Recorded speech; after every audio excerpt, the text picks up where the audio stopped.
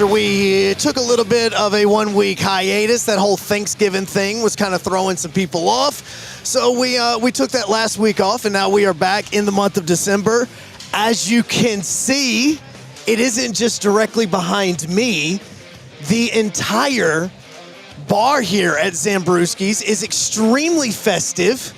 We have Christmas trees everywhere that we are having a little bit of fun with. So happy holidays, Merry Christmas. Hope you are enjoying that as we get ready and get this Havoc Hour off to a start, because tonight is going to be all about the defensemen. We got Jackson Camp, we got Craig McCabe. Those guys are going to be joining us here in just a little bit. So feel free right now to go ahead and get those questions in. It is simple. All you got to do, wherever you're watching, obviously on WZZN TV on YouTube, you can go ahead and get those questions in as we go along, because we're about to be interviewing two defensemen from the number one team in the SPHL. Since the last show, guys have played 5 different games. They are 3-2 in those games. They've made a couple of moves as far as off the ice is concerned. I hope it's not a trend, but the man that was actually sitting right here last week is no longer on the team. Terry Ryder has been traded to Peoria. Even though we don't like Peoria, we still like TR. So we, wish him the best of luck. So we'll talk to Coach Stefan about that here in just a little bit as well. And also, before we get all this going, don't forget that the Black Friday sale is still going on the Huntsville Havoc's website, as well as the store that's at the VBC as well. So you have plenty of opportunities to go in and get yourself some Havoc gear for the Havoc fan in your life. Always, though, doesn't matter when or where and how we're doing the show, always the Havoc Hour is brought to you by Minutemen Press, as those guys handle every bit of the tablecloths, which, looking at the video feed, thank heavens nobody can see right now, at least on the feed. John, don't move it. That's just atrocious. I mean, atrocious. That's like 78-year-old man skin going on right now. I mean, that is just horrible. We got that. Minuteman didn't do this. John Abraham did this. Minuteman Press is the one that designed it. They did all of this. They do all the stuff for the Havoc as well. And so you are always needing to go there. Business cards, ink pens, notepads, whatever it is you need, posters, banners, all of that. You can go to Minuteman Press. If this is your first Havoc Hour, which it's a little bit slimmer in Zambrewski's tonight inside the Iceplex, mainly because right now also happening downtown is the Huntsville Parade. So a lot of people that are normally here are watching on WZZN TV, so we appreciate you guys doing that as you're multitasking right now. But the way this happens is, go ahead, get those questions into the chat. And here in just a few minutes, Coach Stefan's going to hop up. We also have Camp and McCabe going to be joining us here in just a little bit, and we are going to talk to these guys about the Huntsville Havoc and everything having to do with the Huntsville Havoc as we start to get into 2026. So less of me rambling. Let's go ahead and get the coach on when we come back here in just a few moments. Coach is going to be joining us. We're going to talk to him about the team, maybe a little bit of Christmas. I mean, I'm sure he's a huge Christmas guy. Last year, I think our first conversation he and I ever had was about Christmas lights. So we'll talk about that as well. Do you have the Christmas lights up yet? He does have the Christmas lights out. Good. So we'll talk to him about that, as well as some other things that you can get to in these questions as we get going tonight on the Havoc Hour, brought to you by Minuteman Press. Every single Tuesday night, we're live from Zambrewski's inside of the Iceplex. When we come back, Coach Stefan's going to be joining us here inside of the Iceplex on 97.7 ESPN The Zone and WZZN TV. Does it really matter which dealership you plan to buy from? Short answer is yes. Hi folks, Bobby White back again for Woody Anderson Ford. Taking a little time to find out about the dealership before you buy can have a big payoff. Customer reviews let you know what others think, and that's good. But industry reviews can tell you even more. Woody Anderson Ford is proud to have been selected as Ford's Triple Crown winner, an award that only 1% of the top Ford dealers in the country are able to earn. This is a big deal, and here's why. Ford's Triple Crown is based on superior customer service, sales excellence, and over-the-top service delivery. And again, only 1% of the top Ford dealers in all of America achieve this goal. Woody Anderson Ford is top of the top. So when it's time to pull the trigger on your next car, truck, or SUV, we'd be honored if you'd give us a chance to show you how we earned our Triple Crown status. Woody Anderson Ford. I'm Bobby White, and we hope to see you soon. Are you tired of chasing a roofing contractor to show up on time or even show up at all? I'm Sam Fleming with Fleming Roofing and Restoration. Our motto at Fleming Roofing is we show up. Our goal at Fleming Roofing is to provide the reliable customer service that you deserve, and we have the resources to meet all of your roofing needs: residential, commercial, industrial, replacement, or repairs. We are manufacturer certified for roof coatings, single-ply membranes, and asphalt shingles. Whenever you need a roofing professional you can count on, call Fleming Roofing and Restoration. We are committed to finding the solution that meets your needs. We don't have quotas or heavy-handed sales tactics. Fleming Roofing. We have expert experience. We show up. Free estimates. Residential, commercial, industrial, replacement, or repairs. Check us out at FlemingHSV.com. FlemingHSV.com. When you need a quick response, it's Fleming Roofing and Restoration. We show up. 97.7 ESPN The Zone. 97.7 ESPN The Zone. Remember that.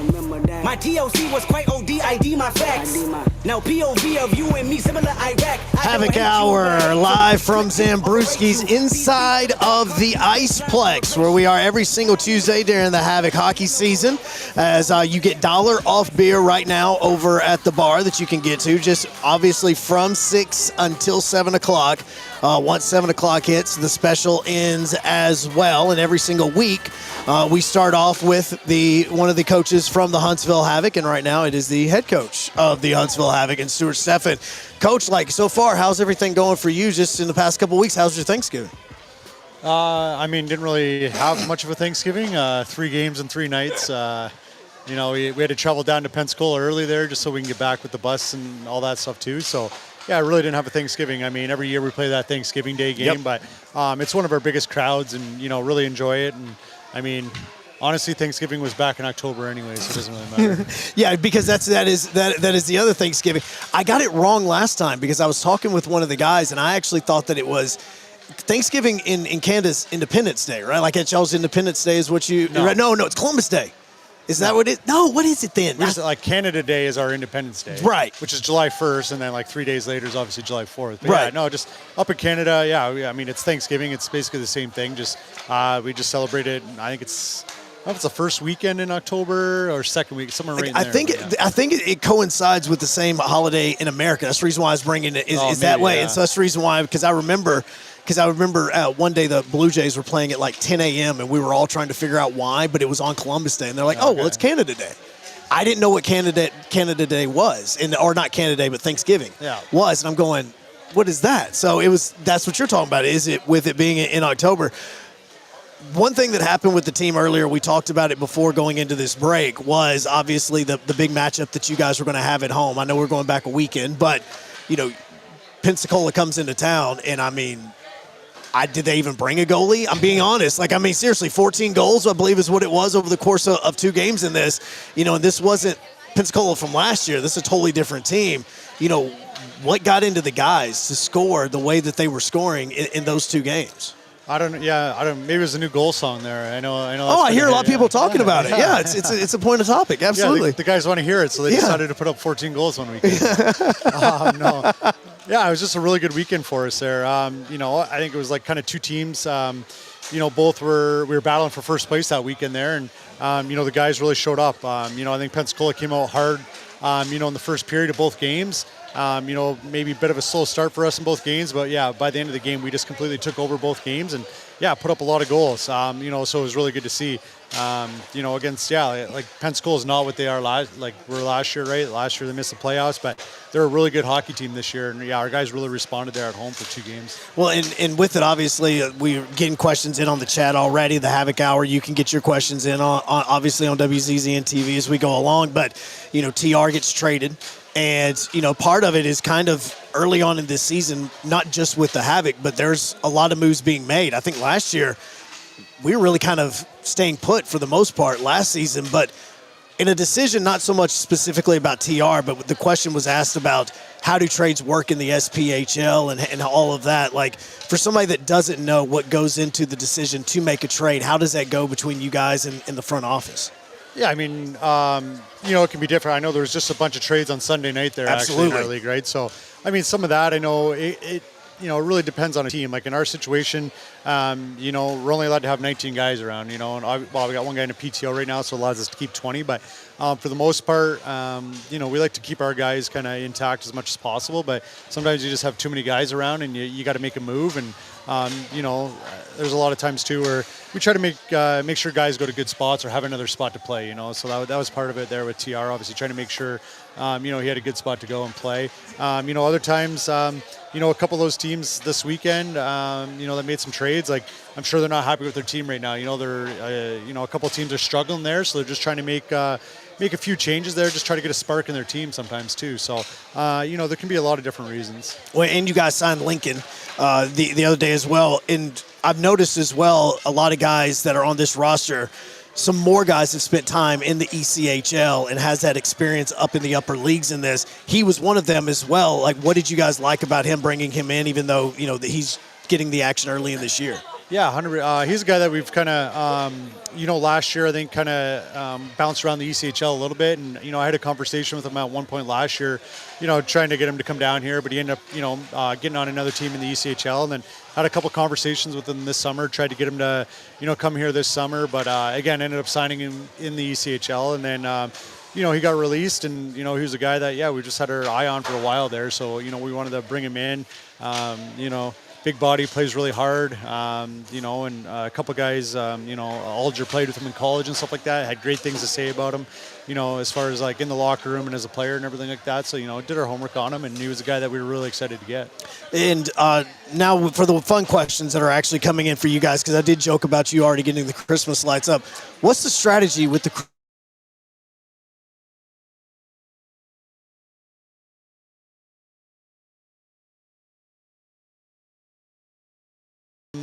just basically got it just on the front and a little bit on the sides of the house there. But, yeah, just kind of running across the front.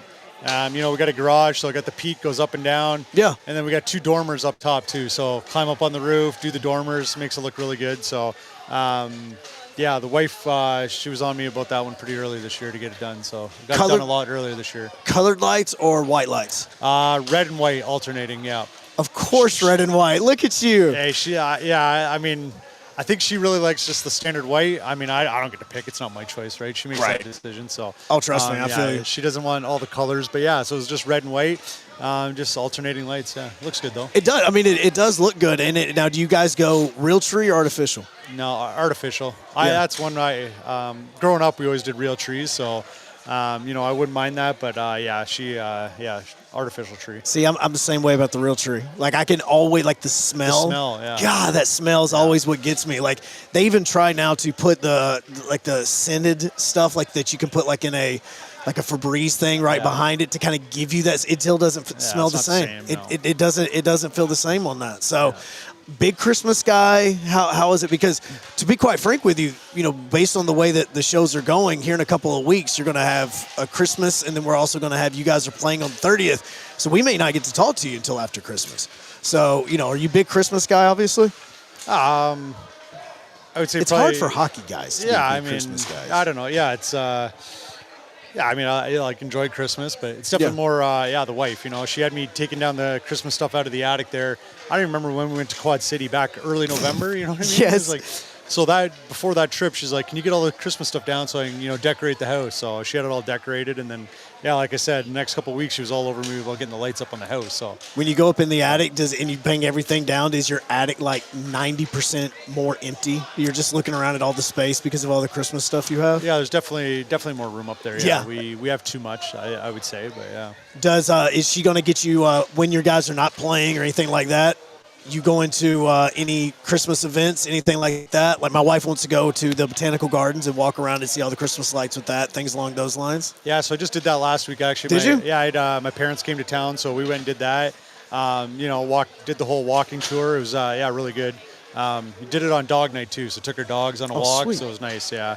And then we also did the was it the Chris Kringle Market down in Coleman? Yes, my wife wants to do that. I would highly recommend that. That was the first time I've done that. Yeah, really enjoyed that. It's it's kind of a cool setup they have there. So I don't know much about it, but my wife's like, hey, we need to go to that thing in Coleman. What is that? It's just basically like almost a big Christmas market. There's a whole bunch of like shops and kind of like vendors there. Yeah. There's food. There's a guy, he's like a blacksmith just making stuff like that. I mean, there's everything. Christmas ornaments you can get. I don't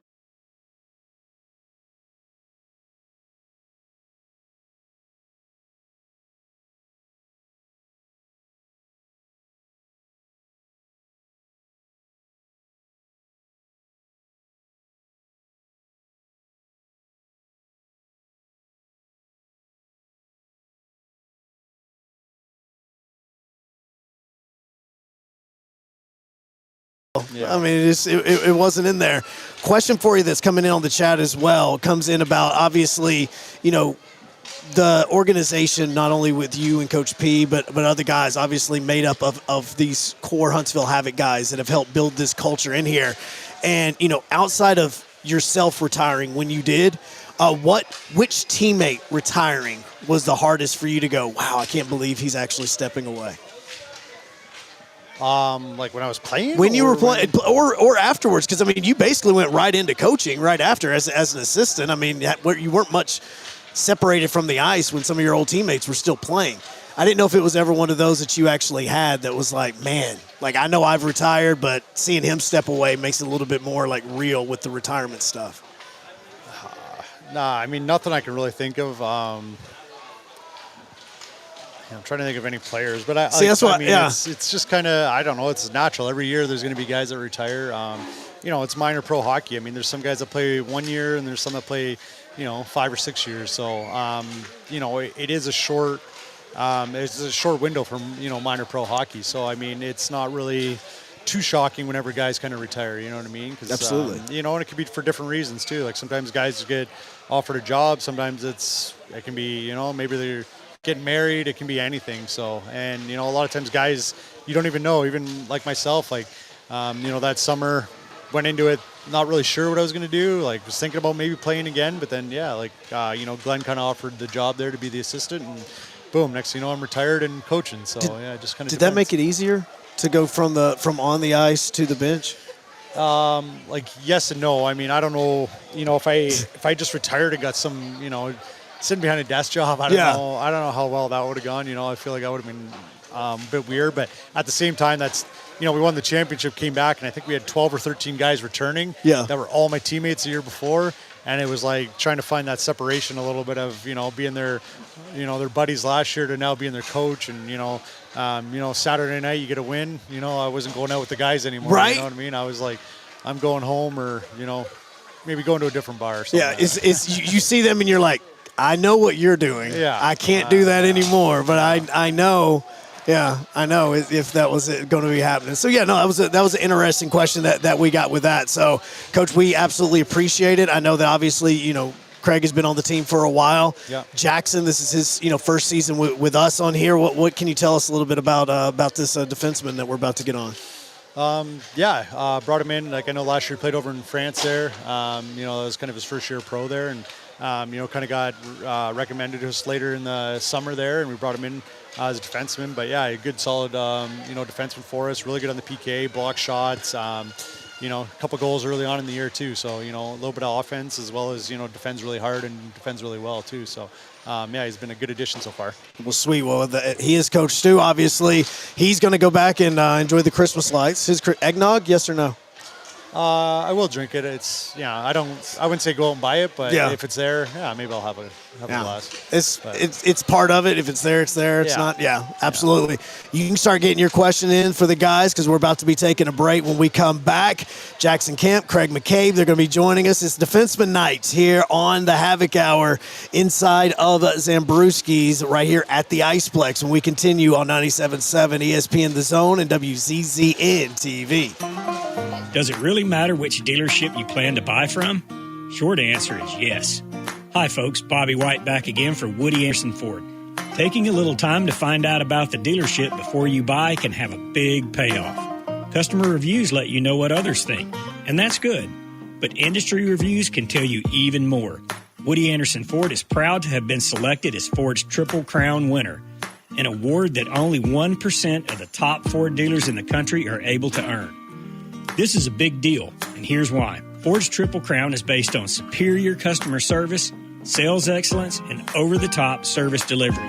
And again, only 1% of the top Ford dealers in all of America achieve this goal. Woody Anderson Ford is top of the top. So when it's time to pull the trigger on your next car, truck, or SUV, we'd be honored if you'd give us a chance to show you how we earned our Triple Crown status. Woody Anderson Ford. I'm Bobby White, and we hope to see you soon. Are you tired of chasing a roofing contractor to show up on time or even show up at all? I'm Sam Fleming with Fleming Roofing and Restoration. Our motto at Fleming Roofing is we show up. Our goal at Fleming Roofing is to provide the reliable customer service that you deserve, and we have the resources to meet all of your roofing needs: residential, commercial, industrial, replacement, or repairs. We are manufacturer certified for roof coatings, single-ply membranes, and asphalt shingles. Whenever you need a roofing professional you can count on, call Fleming Roofing and Restoration. We are committed to finding the solution that meets your needs. We don't have quotas or heavy-handed sales tactics. Fleming Roofing. We have expert experience. We show up. Free estimates. Residential, commercial, industrial, replacement, or repairs. Check us out at FlemingHSV.com. FlemingHSV.com. When you need a quick response, it's Fleming Roofing and Restoration. We show up. 97.7 ESPN The Zone. 97.7 ESPN The Zone. Here you are, but you better choose carefully. I'm keeping Havoc Hour, live from Zambrewski's inside of the Iceplex. If you have never been here, just look for the construction zone happening on Lehman Ferry Road. That is where we are at the moment. And all you got to do is just come in right to that front door, go right up the steps, and head straight to the very back. Look for all the Christmas trees, because that is exactly what you're going to be seeing. As we've got one back here, we've got 3 more that are hanging out around here. And also happening right now is I've got 2 defensemen sitting here to my right, as it is one Craig McCabe and Jaxon Camp. Now, Craig, you were on with us last year. It was actually like right after Valentine's Day that you were on with us. Okay. I actually kind of keep that for some reason. I don't know why it's important, but I was just letting you know. Yeah, so you were on with us there. Has anybody told him about just how off the wall this is normally? I tried to give him a little rundown on the way here, but yeah. I don't think it's going to prepare him enough for what you're going to do to him. Okay, good. Well, then let's go ahead and get started easily. How are you feeling about being a member of the Havoc, obviously, as you've kind of gotten this season going? Well, starting with the hardball here. I mean, seriously, it's really the layup question, just so you could say, "Hey, I love it," and everybody that's here can be like, "Yeah, that's our guy." Oh, I know. I'm just kidding. It's been incredible to be here. Love the town so far. The fans are fantastic. Facilities are great, and the team is obviously really strong here. We have a really good group, and it's been awesome being here. Well, and with you, was it really called Gap? Is that really the name of the town? Yeah, that was it. Yeah. So where exactly is Gap for where he played last year? Yeah. Yeah, I mean, I had the same question when I signed too, but it's a couple hours north of Marseille, so southeast end of France, up in the mountains, small town, probably 10,000 people living there, so pretty hard to pick out on a map. I mean, obviously, I tried looking for it on a map, and I was just going, is that just telling me there's a gap, or is this actually the name of the town in there? How did you get to France? Like, I mean, it's always weird because, I mean, obviously you guys can play here and the next thing you know, you're playing in a random league in Germany. Like, it can happen. How do you get to France? So obviously my agency has a lot to do with that, represented by a great group there, but also just some connections you make through hockey down the road. So I had a coach at the University of Guelph, Dave Leger, and my father also coached as well, but they had a player probably 20 years ago that ended up coaching out in France. So they stayed connected throughout the years, said, hey, you need a right shot defenseman. They said yes, so that's how I ended up out there. seeing, and with you again, he's played in French. You've been here with the team for a little while. You've seen this team evolve over your period of time here. Like going into this year, when do you start to feel like each team you're going, okay, I kind of feel like I know how this team is gelling? I mean, I think we had a good group of returners this year, and I think anyone that you put in our room, I think it was going to work. Yeah. I think, no one comes here and has a bad time unless you do it to yourself. Yeah, absolutely. No, absolutely. I think everyone enjoys being here, and for all the new guys, I think they really start clicking with the guys that have been here for a little bit. What was there to do in Gap? Now I'm kind of curious because he talked about small town of 10,000 people, and I'm going, what do you have in Gap? Besides going to the bakery once a day, that's about it. You'd walk to the rink, you'd walk back, and just hang out at home. So understandable. I mean, that's why I was asking the question. I was like, I didn't know what there was things to do. Now, every single week we have a lot of people that hop on. Some people ask the same questions that, when we go ahead and do it. Now, one of our biggest commenters, name is Zach. You'll always see him at the hockey games rocking the Batman jersey. He's always rocking that one. I think he's got a new one this year. Wait, he got a new jersey? He does. No more Batman. That's how I always with obviously knowing what he looks like. I always look for the Batman jersey. Like you can always spot it. Zach, man, what the heck? I did. He upgraded. Did y'all give him I was wondering now, I don't know how he got it, but Zach, tell us the new jersey you have, because I know you're watching right now. But he always likes to know about post game and pre game. Now, obviously, post game the Booster Club takes care of, but pre game meals. We always start off with this one as well. Outside of asking you about Gap, we like to know about what your pre game ritual is as far as meals are concerned. I guess it depends if it's a home or an away game. Home game. I usually like to go to Gold Sprint, get a nice coffee and a breakfast burrito. Stop looking at my iPad. I'm not looking. No, you're looking at my iPad. I've got to now split this thing up and get it around. You got the test answers I do. on I'm trying to sit here. You caused me to mess everything up over here now. Yeah, I'm not too superstitious about my pregame, but I like a good, healthy meal. For sure. And for me, I make most of my food for pregame. I hate cooking on game days, so it's usually set up a few days in advance. So you do you do like a week? Yeah, usually. I'll take out the kitchen for probably a bit too long if you ask my roommates, but We've all been there. Oh yeah. Yeah, we've all been there with that one. So next question that is kind of coming in for you guys is I'm trying to get back to it because I was over here trying to keep my questions away from somebody that was wanting to look at them. All right, so first question for both of you is being a defenseman. Obviously, it's one that, outside of plus minus, you really just can't keep up with. So, hey, how are you guys doing? I mean, you can look at goals and assists. But for you guys, did you always want to be defensemen? How did you get into that role? I first started as a forward and then kind of switched to D probably when I was 10 or so. But, I mean, all my siblings played defense. My dad played defense. Wasn't much of a scorer back then. Right. So, yeah, that was the way to stay on the team. That was just like, hey, I'll be the one. Yeah. I'll do that one. What about you? Yeah, for me, I actually grew up playing forward as well. So I was a forward up until I was about 12, 13 years old. Got put back on D. I mean, wasn't really on some strong teams growing up, so spent a lot of time in the defensive zone. So my parents were like, hey, play D, maybe you'll get some more puck touches. So yeah. Switched to D. Played that for basically ever since until last year. I played pretty much every position you can name out overseas, small roster limits, and they just said, hey, go play forward some games, play D the rest. It was a bit of a blender up there. But you ever between the pipes? I mean, they get you in goal at any point in time? That's the only one that I didn't play, but I told them I was ready for it.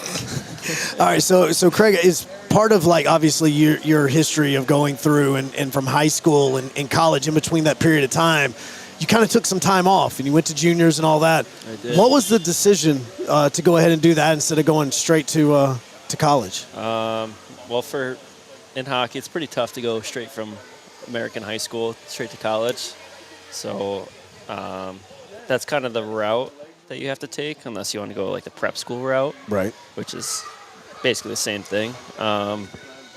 Yeah, my brother did it 2 years before me, so I kind of followed in his footsteps there.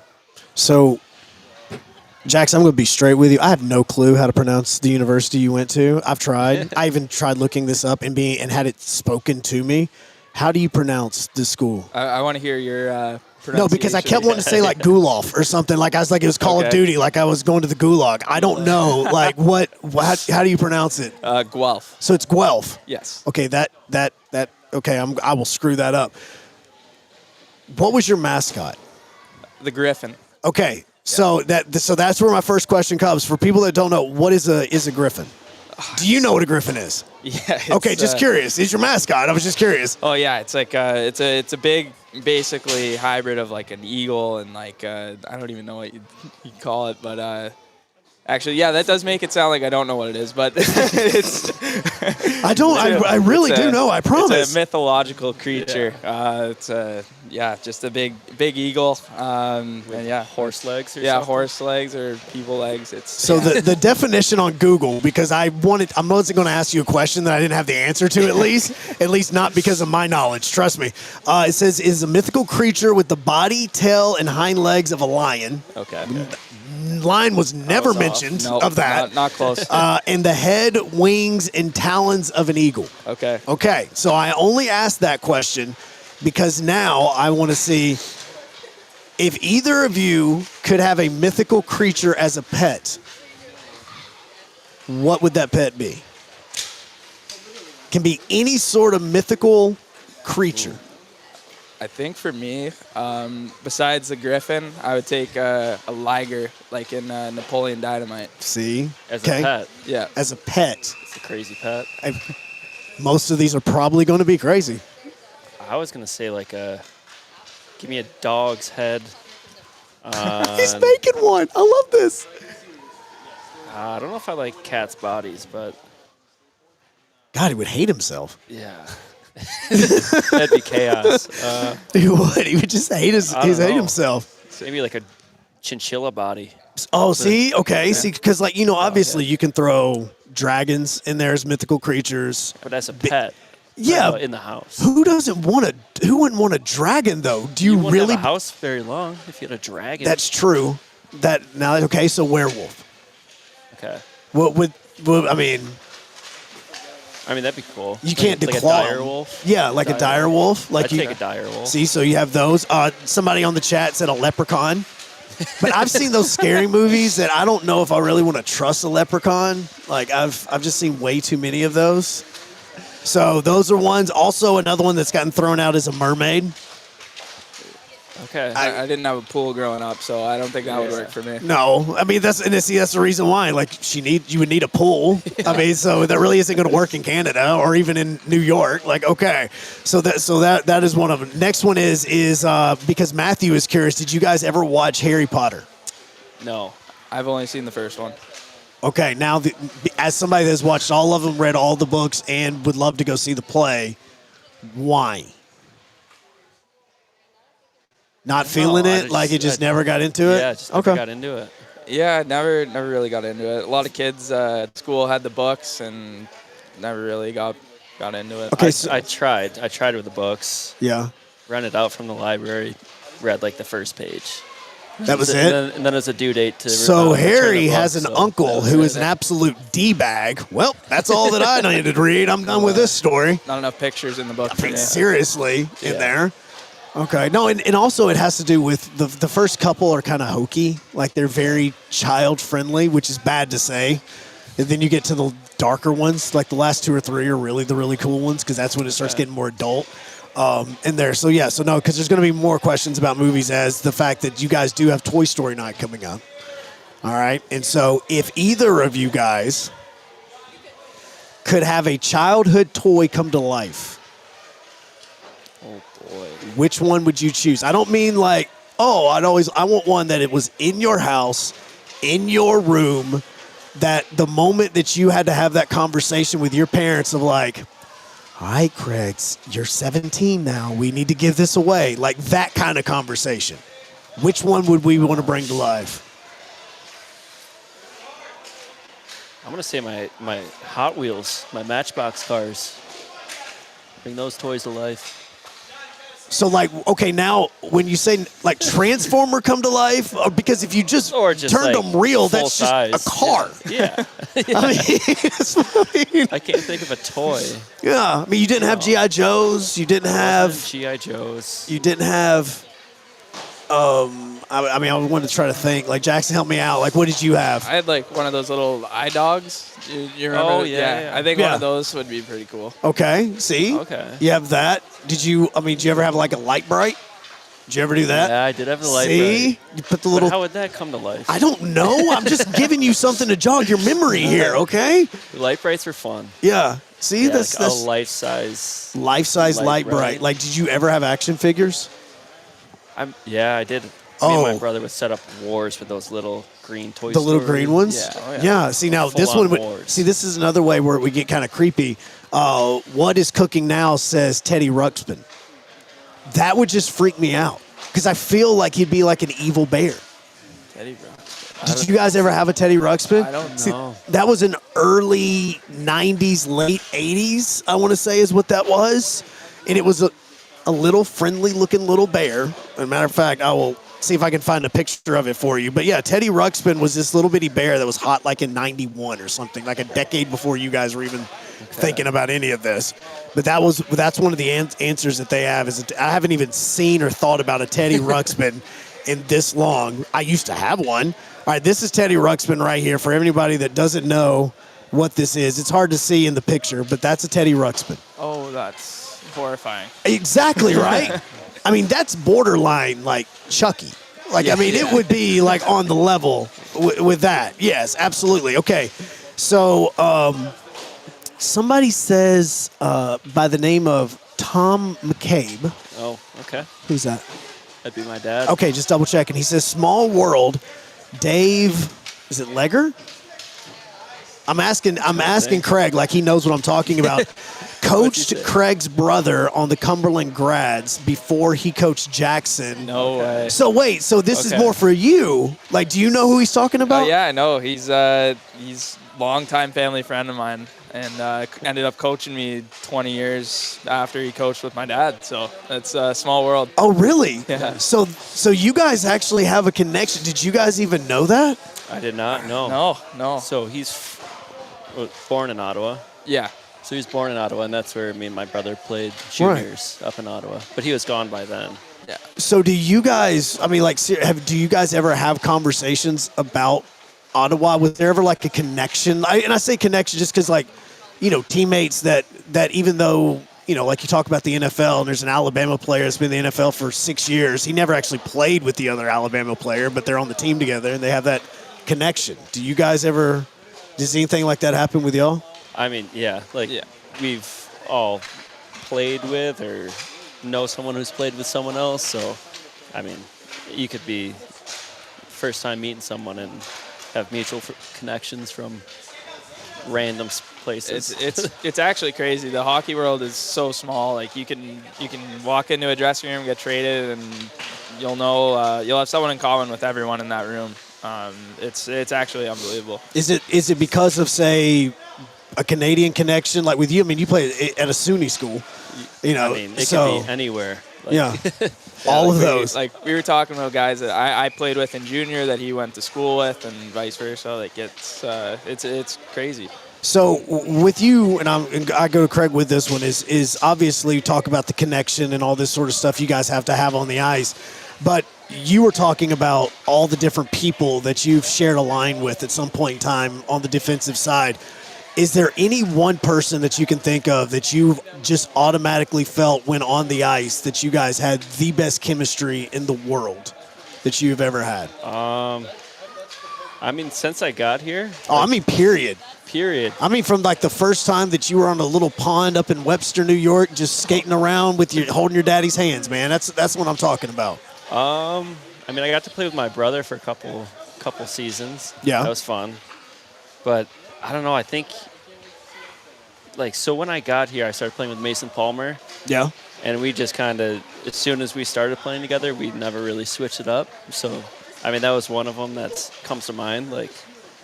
I've never played with him, didn't know who he was, got here, and just we were partners for almost 2 years now.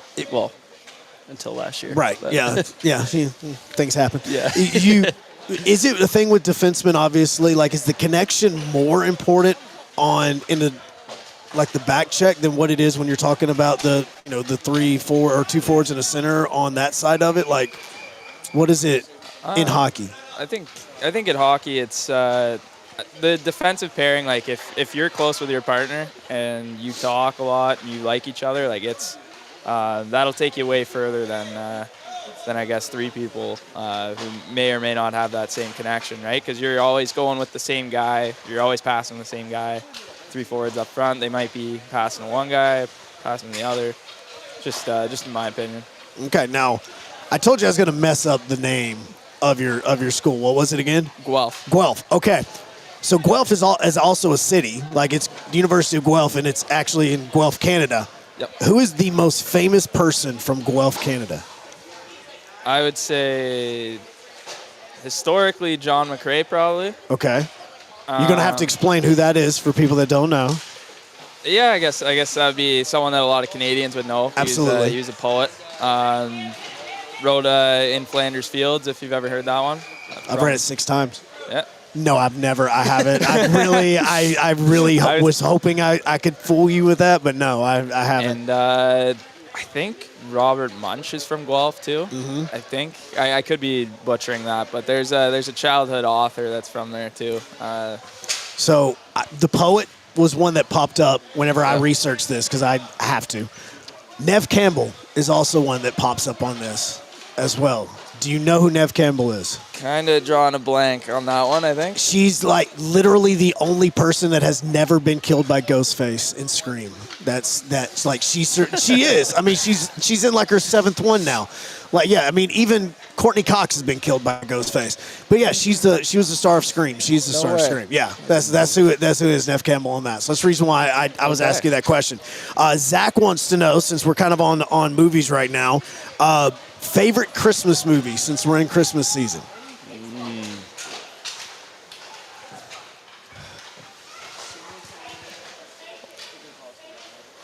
I'm probably gonna have to go with. Elf. Honestly, I think one of mine is probably Bad Santa. That's I like your humor already. Like, his good, wholesome humor, family, has brother and sister. Like, I get this. You, on the other hand, is like, screw it. Let's go dark humor on this thing. I totally want to go that direction on that. Bad Santa. I did not expect that one. it's a classic. I mean, not one that you'd watch growing up, but it's.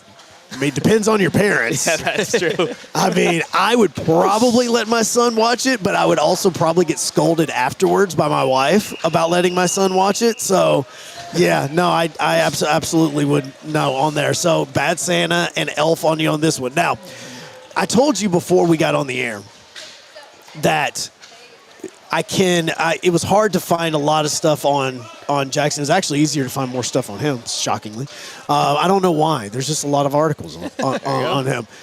But with you, there wasn't as many. So I said, you know what? I'm going to get creative. And you have a last name of camp that makes things a little bit more creative. So I want you to list off as many movies as you possibly can that are about or based on a summer camp.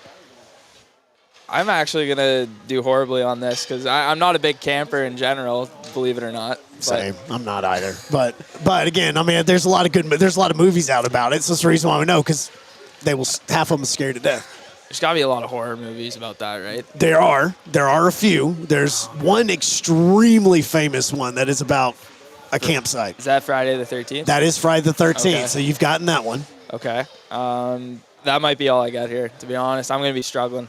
what about Parent Trap? Parent Traps is one as well. Haven't seen that one. No? No. It's Heavyweights. Have you seen Heavyweights? No. It's okay. It's another 90s movie. I get it. Mess for me here. Now, this one I did not realize was a niche movie, but because of where we lived, I grew up on this.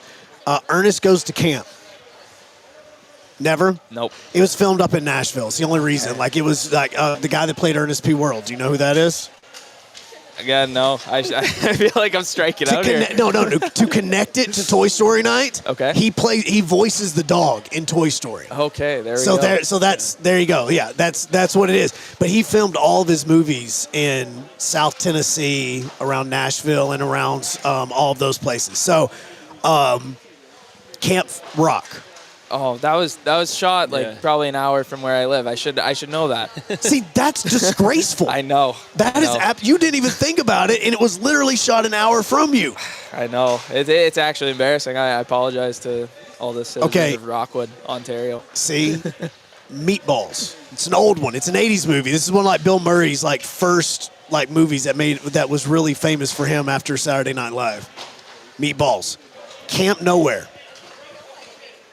You do not know your camp history. For somebody that has that name, you do not know your camp history at all. You'd be surprised.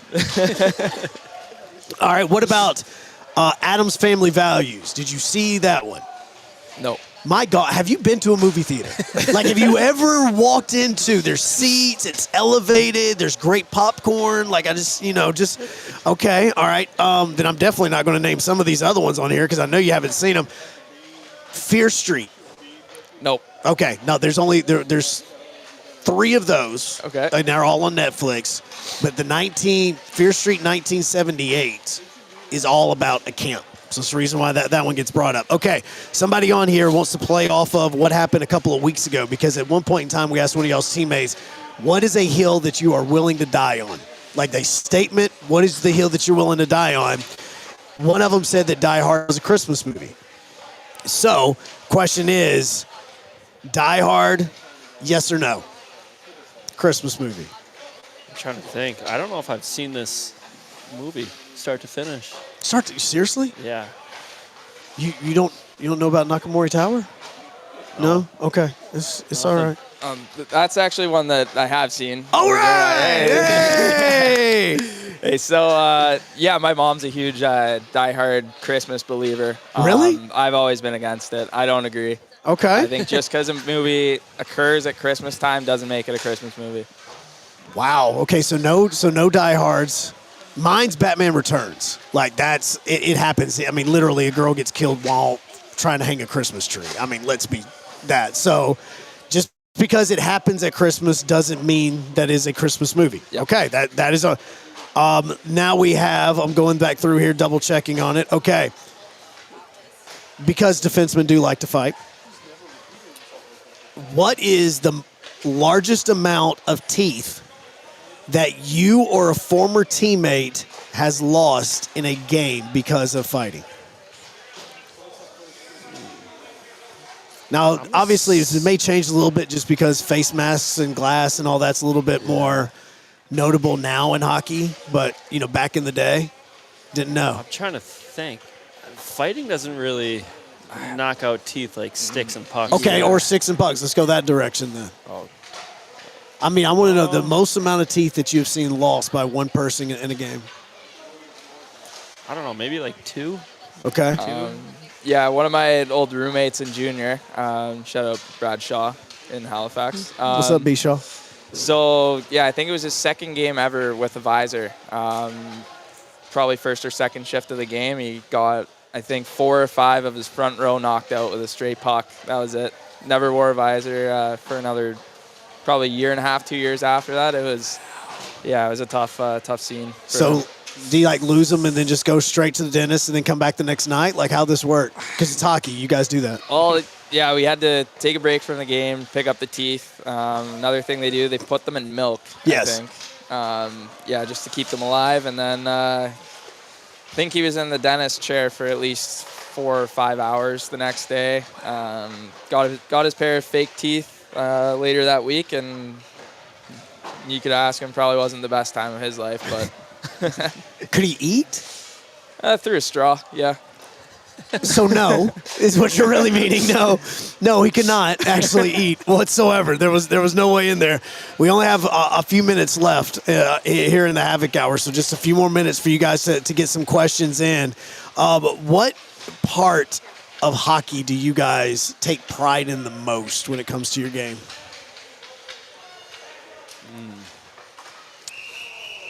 I mean, as a defenseman, I like to not let the other team score. I mean, that's a good thing. I think that we all kind of enjoy that. So, yeah. Yeah. I mean, obviously the goals and assists are nice, but for me, I mean, I like to not let their best guys score. I mean, that's a good thing to take pride in, to be honest with you. It is. Yeah, I think for me, just working hard and being consistent. So if I go out there and I play terribly, I just make sure I'm not consistently terrible. That's usually what you aim to be. Like just as a pro, you want to be good all the time, right? So if you can go out there and shake off mistakes, and that's perfect. So for you guys, I'm asking this for a purpose. This just isn't me just trying to be corny. What is one of the biggest things that you like about hockey the most when you think about the reasons why you like hockey? I mean, like you said earlier, just meeting 20 new guys and instantly becoming best friends and kind of going to battle for each other. Okay. And have some supportive fans in the background. Now, again, I am asking this for a reason, but Camp? Yeah, same thing. It's not often where you show up to work and you got 19, 20 guys behind you that'll get in a fight with the same guy that you are. True. And then going out there and playing for something bigger than yourself is honestly one of the best feelings here, especially in Huntsville. So the reason I asked this question is because I actually found an article that you did years ago. I can't even remember. Do what? Yeah. You know which one I am? know it. And so in the article, your quote was, hockey is a sport where you can fight somebody, sit in the penalty box, and then you're fine. Because you can't do that on the street or else you would get arrested. That's an awesome quote. I think they altered it a little bit. But, yeah. Yeah. At the end of the day, you can't just go fight someone for doing something you don't like. I mean, that is true. I mean, you can't really do that. Like right now, you can go into the bar and do that at any point in time at all. All right, last couple of questions that are coming in right now. Because we have talked a lot about movies, film, all that other stuff. Stranger Things fans, yes or no? Yes. Yes. Okay. I need to rewatch some of the previous episodes so I can jump in. So you haven't watched season 5 just yet, or at least the first 4 episodes of season 5. Not yet. Nope. Neither one of you have. Nope. Oh, okay. I got to be careful. I literally just finished it this morning, and I'm already rewatching it. So it's the only reason. I spent a lot of time just doing, like, working, and I have, like, a TV in my office, and so I'll just put it on that, and I'll just keep rewatching. So, yeah, so Stranger Things fans, y'all both a yes on this. If you guys were in a season of Stranger Things, which character would you be?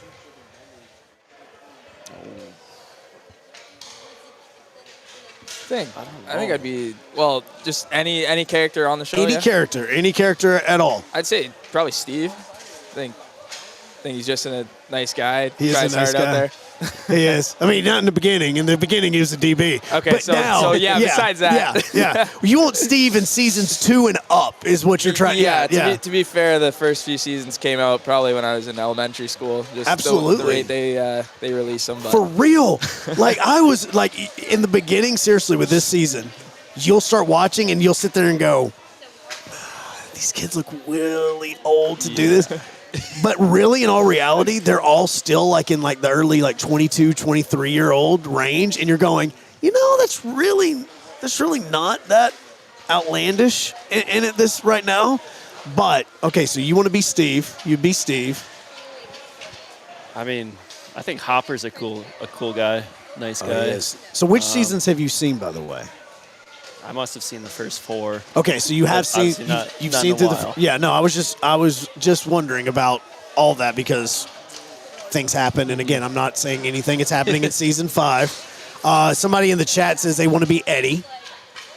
Eddie's obviously the metalhead, the D&D master in season 4. Yeah. Yeah, that's the one that he's now the Human Torch, and in the Fantastic Four movie.